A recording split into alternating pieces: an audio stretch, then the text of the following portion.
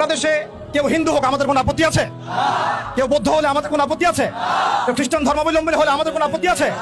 কেউ যদি নাস্তিকও হয়ে যায় আমাদের কোনো আপত্তি নাই। কিন্তু নাস্তিকতার দোহাই দিয়ে সেই লেভেলকে ব্যবহার করে যখন আপনি আল্লাহ এবং তার রাসূলের শানে কটূক্তি করবেন, আমাদের আপত্তি তখনই আমরা ঘরে চুপ করে বসে থাকবো না ইনশাআল্লাহ।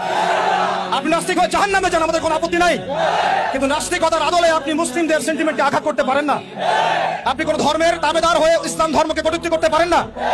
আপনি ইসলাম ধর্মের এবং তাওহীদি জনতার সেন্টিমেন্টে আঘাত করতে পারেন না।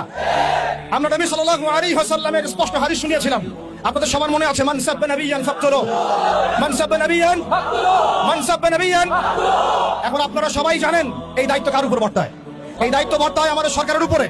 সরকার মুসলিম হোক, অমুসলিম হোক, ইন্টারিম হোক অথবা দলীয় সরকার হোক, যে কোনো সরকারি হোক না কেন, তার উপরে দায়িত্ব বর্তায় তারা যেন খাদেমে রাসূলের বিচার করেন, তারা যেন আল্লাহ দ্রোহীদের বিচার করেন, তারা যেন ইসলাম বিদ্বেষীদের বিচার করেন, তারা যেন ইসলাম ফোবিয়া যারা ছড়ায় তাদের বিচার করেন।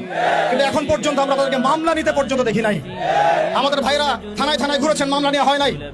এই তথাকথিত গণতান্ত্রিক আইনের এবং এই তাগুতি সিস্টেমের মার পেছে খাদেমে রাসূলের মতো স্পর্শগত ইস্যুতে মামলা নেওয়া হচ্ছে না। তাহলে কি আমরা এটা প্রমাণ করেছেন আপনারা তাহলে যে তাগুতি বিধান কখনোই সাম্য এবং ইনসাফ কায়েম করতে পারে না?